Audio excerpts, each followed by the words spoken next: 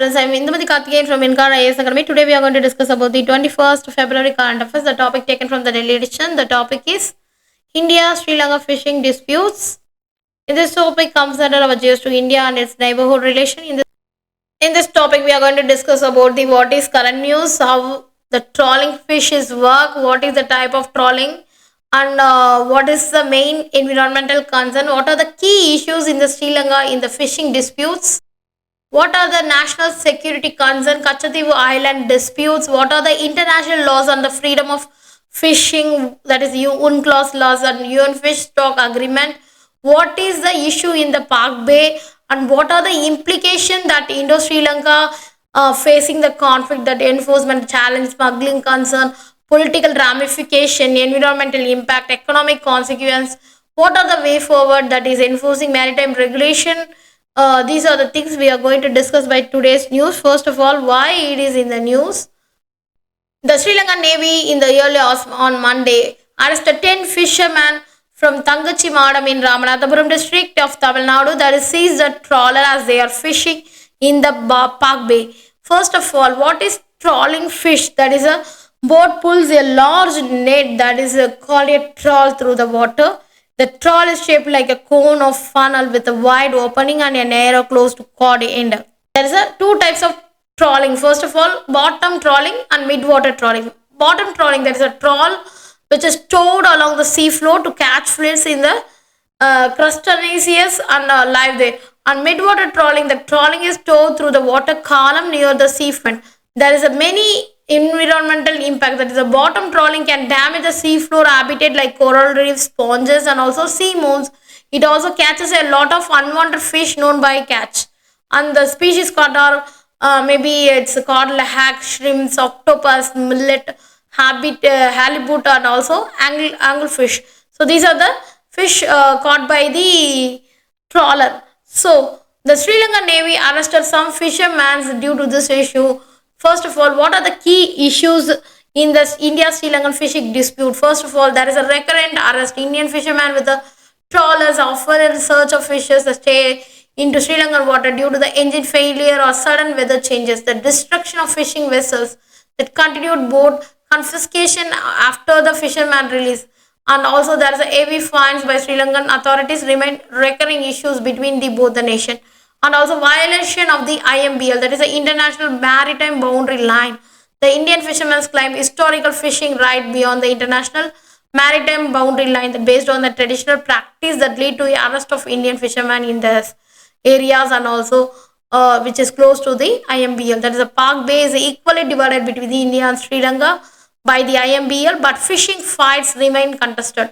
The IMBL, as per UNCLOS, that is the United Nations Sea laws, that is official boundaries separating the territorial water, that defining the maritime jurisdiction and regulating the fishing resource use and also naval activities. There is a depletion of the fish stock. The overfishing on the Indian side of the IMBL that forces Indian fishermen into the Sri Lankan water, which Sri Lanka views the poaching, posing security risk and threatening the local livelihoods.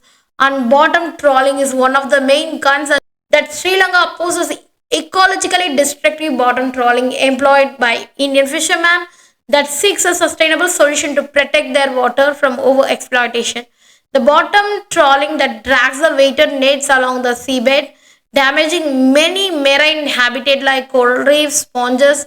So this is the main concern in the environmental side, and also there is a Sri Lanka's national security concern is one of the things. The Sri Lanka alleges that Indian trawler intrude the regularly into the coordinated manner and fears the Tamil militant groups may to re-emerge using the fishing vessels. And also there is a Kachativu Island issue. It's a long-standing issue, that 285-acre islet, that is Park State, which ceded to Sri Lanka in 1974. Indian fishermen can only use Kachativu for drying nets, and also resting for Tamil Nadu politicians periodically demand its return of the India. Due to the depletion of the fishery stock in India and Sri Lanka water, Indian fishermen are venturing into the high seas. They are also now being arrested in the Maldivian waters by the British Navy near Diego Garcia for alleged crossing of maritime boundary. So these are the main key issues for the fishing disputes. There is a laws on the international laws, that is a freedom of fishing, that is a UN fish stock agreement, that UNFSA 1995, which states that either become members or they should agree to apply the conservation management measure which is established by the regional fishery management organization to access fishery resources. That is RFMO, that international body which is responsible for the managing and conserving fish stocks in the species in the ocean region.